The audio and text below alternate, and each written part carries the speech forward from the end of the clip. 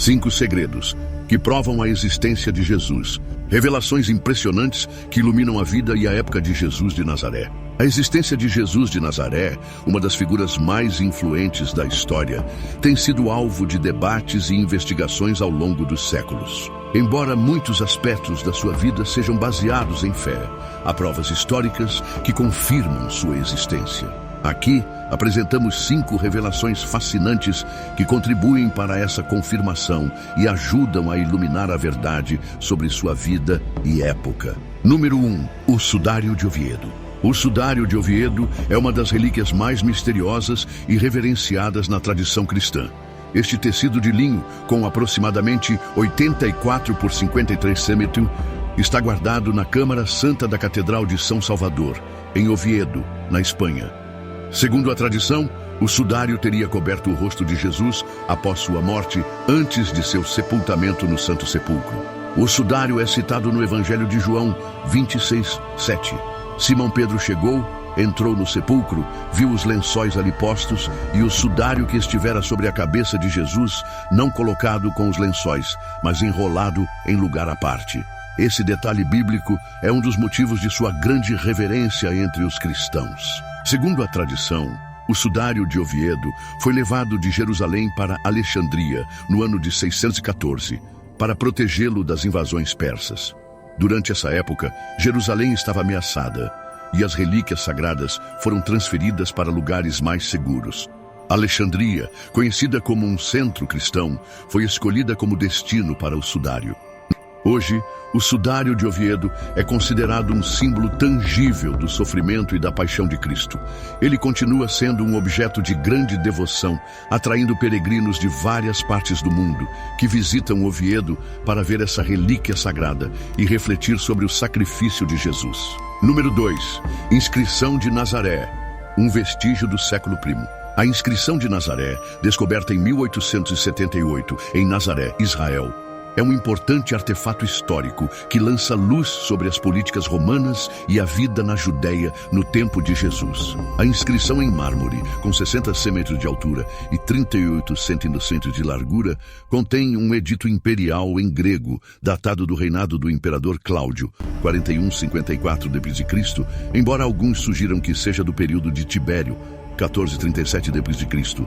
O edito proíbe a violação de tumbas e o roubo de corpos, estabelecendo penalidades severas para quem desrespeitar os sepulcros. A tradução do texto grego diz: ordeno que tumbas e sepulcros sejam mantidos invioláveis. Quem souber de violação e não denunciar, será punido.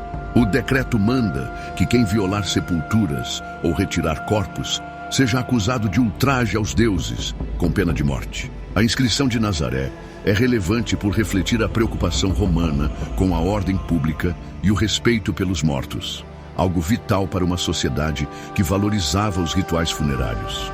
Alguns estudiosos acreditam que o edito foi uma reação ao surgimento dos rumores sobre a ressurreição de Jesus, o que poderia ter causado temores sobre profanações de tumbas. Além disso, a inscrição oferece uma visão sobre como a administração romana interagia com as práticas religiosas locais e a política da época. A relação dessa inscrição com a ressurreição de Jesus é debatida entre os estudiosos, com alguns sugerindo uma ligação direta e outros considerando-a uma medida de controle sobre a profanação de sepulturas em geral. Seja qual for a interpretação, a inscrição de Nazaré permanece um testemunho importante do contexto histórico e religioso no qual o cristianismo começou a se espalhar. Número 3. A Bíblia de 1000 anos de antiguidade descoberta na Turquia, um tesouro histórico e espiritual. A Bíblia de 1000 anos de antiguidade é um valioso tesouro histórico e espiritual, representando um vínculo com a tradição cristã e os esforços de preservação das Escrituras ao longo dos séculos. Essas Bíblias, da Alta Idade Média, aproximadamente do século V ao X, eram copiados manualmente por monges nos scriptória dos mosteiros. Um exemplo notável é o Códice Amiatinus, produzido no século VII, um dos manuscritos mais antigos e completos existentes. Essas Bíblias foram frequentemente descobertas em bibliotecas monásticas, arquivos e coleções privadas, e sua preservação é um testemunho do esforço contínuo para proteger os textos sagrados em tempos turbulentos. Feitas em pergaminho e com tinta de alta qualidade, essas Bíblias frequentemente incluíam iluminação com ouro e cores vibrantes. A caligrafia era meticulosa, com letras iniciais adornadas por desenhos florais e figuras, e as ilustrações podiam representar cenas bíblicas e retratos de santos. Além dos livros canônicos, muitas dessas Bíblias continham comentários e textos exegéticos, refletindo o pensamento teológico da época. Elas são um exemplo da continuidade e fidelidade na transmissão do texto bíblico, com os copistas tratando seu trabalho como um serviço a Deus. As Bíblias medievais não são apenas textos sagrados, mas também obras de arte e cultura, oferecendo uma janela para as crenças, moda e iconografia do período. Atualmente, muitas dessas Bíblias estão em bibliotecas e museus renomados, onde são estudadas por historiadores e teólogos. A digitalização e outras tecnologias modernas permitem que os pesquisadores explorem esses textos com um nível de detalhe sem precedentes, revelando mais sobre sua fabricação e uso. Número 4. O Tanque de Betesda. O Tanque de Betesda, em Jerusalém, é um local de grande importância histórica e espiritual, mencionado no Evangelho de João. Ele é conhecido pelo milagre de Jesus, que curou um homem paralítico ali. Localizado no bairro muçulmano da Cidade Velha, perto da igreja de Santa Ana, Betesda significa Casa da Misericórdia ou Casa da Graça, nome que reflete o propósito curativo associado ao lugar. No período do Segundo Templo, 516 a.C., 70 b.C., o tanque servia como um depósito de água para Jerusalém e era rodeado por 5 pórticos, onde muitos doentes aguardavam cura. Acreditava-se que as águas do tanque tinham propriedades curativas quando se agitavam. Jesus curou um homem que havia estado paralítico por 38 anos, mas não conseguia entrar na água a tempo. Ao ver sua aflição, Jesus lhe disse: "Levanta-te, pega a tua caminha e anda." O homem foi imediatamente curado, mostrando não só o poder de Jesus, mas também sua misericórdia. Esse milagre não apenas demonstrou o poder de Jesus sobre a doença, mas também desafiou as autoridades religiosas, já que a cura foi feita no dia de descanso, violando a lei sabática.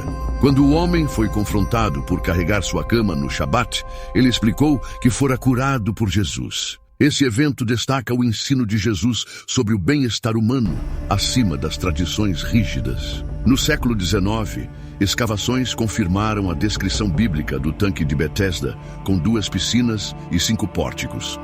Hoje, o local é um importante ponto de peregrinação cristã, com as ruínas do tanque e a igreja de Santa Ana, um lugar de oração e reflexão sobre o poder redentor de Cristo. Número 5. O descobrimento da Arca da Aliança. A Arca da Aliança é um dos artefatos mais enigmáticos e reverenciados da história bíblica. De acordo com as Escrituras, a arca continha as tábuas dos 10 mandamentos entregues a Moisés no Monte Sinai. Sua construção foi ordenada por Deus durante a estadia dos israelitas no deserto, após saírem do Egito. Feita de madeira de acácia e revestida de ouro, a arca possuía 2 querubins de ouro na tampa, conhecidos como o propiciatório. Suas dimensões eram de aproximadamente 1,25 metros de cômo.